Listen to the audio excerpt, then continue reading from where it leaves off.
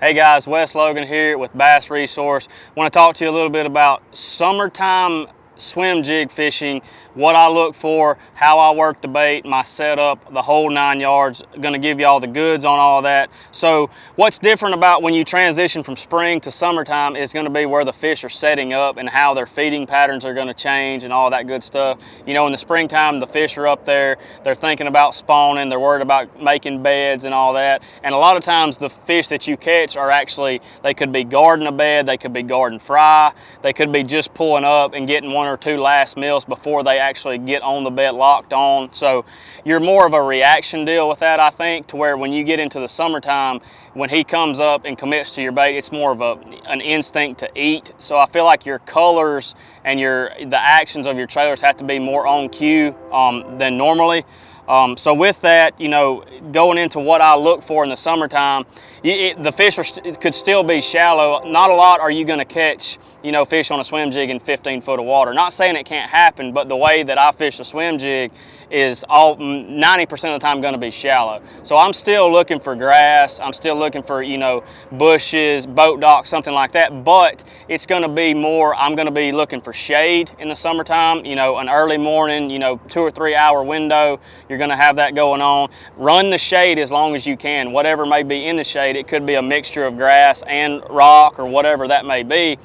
And I will reiterate on, I just thought about this, in an early summertime situation, there's going to be a shad spawn going on. So a lot of times shad like to spawn on anything hard on the edges of something. So it could be on the edge of a floating dock, the edge of some riprap, a seawall, you know, the edge of some matted up grass. That's a really good place to check first thing in the morning or late in the evening. That's when those shad are really going to be the most active. And if you can ever get a day where it's overcast or rainy into the day in that early summertime, you know, it makes for the best conditions to be doing this technique. You can really get some great bites and, you know, can potentially have one of the best days you've ever had if you get in the right area. But that's kind of what I'm looking for on that summertime deal, the earlier summer. Later in the summer, it's going to get tougher to catch fish, but with this technique, around these same areas, the grass clumps, the trees, the bushes, whatever may be predominant on your lake, you're going to see where you may only get 2 or 3 bites in a 3 hour window, but they could all be 4-pounders or, you know, some of the bigger fish in the lake. So that's one of the main reasons that I like to do this in the summertime. It's not an all-day thing, unfortunately, like it is in the spring, but, you know, that's the card you're dealt with in the summertime. Gonna roll into a little bit of how I work these jigs, and I use 2 when I go 2 different trailers and 2 different sizes when I get into the summertime. Like the one I have here, it's rigged, it's a dirty jigs, it's a 3/8 ounce. This is actually the regular swim jig. This isn't the no jack because I'm gonna be throwing this on fluorocarbon, which I hardly ever do, but there is certain times where it is needed. It's got a regular hook, a little bit lighter wire. I'm going to use a lighter rod. I'm going to be using a 7.4 medium heavy, and it's actually an Invoker Pro from ARC, and it's got a regular action. And basically what that is, I use this rod for my vibrating jigs and for, you know, steady retrieving swim jigs because it's got a glass feel of the rod, a fiberglass feel, but it's a graphite rod, so it's still got the sensitivity of graphite, but it's got that long parabolic bend like the, you know, a deep cranking or a square bill rod would have, but like I said, with the sensitivity of the graphite. That's the rod I like to use with this swim bait. And basically what you're going to do is it's just a paddle. This is a Z Swim from Zoom. It's a 3.8. I got it on there. And the way I like to work this is mostly around riprap or floating docks, like on a clear lake, like a Smith Lake, for instance, or a Lake Norman, Lake Martin, something like that, where you're going to be throwing this down, you know, floats of floating docks, marina docks, stuff like that, and you're just going to throw it out there. I like to let mine, you know, sink kind of till it's out of sight and just steady retrieve. I'll vary how long I let that sink just to try and figure out how far I think the fish are suspending under those. You know, sometimes they're right up under them, sometimes they're 3 or 4 foot down. You just have to kind of let the fish tell you what to do. And basically on the riprap and the seawalls with this, it's just a steady retrieve, you know, kind of keeping it 6 to 8, 10 inches under the water.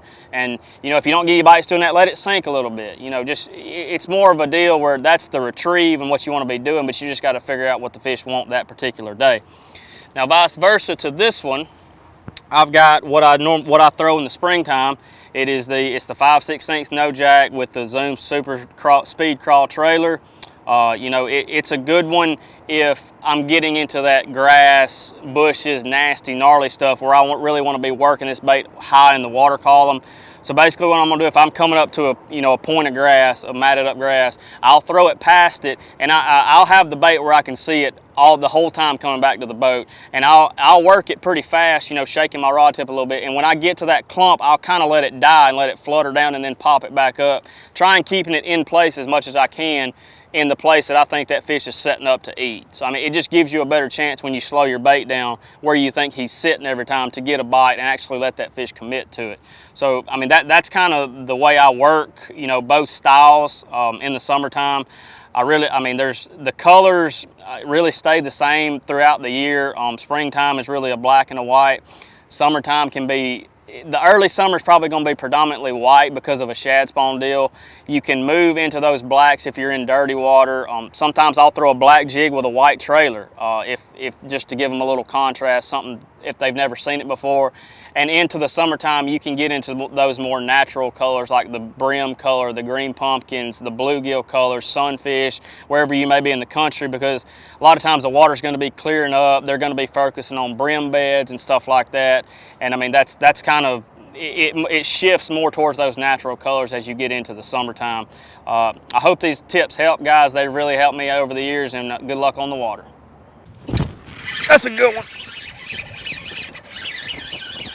I thought it was a big one, but he got it.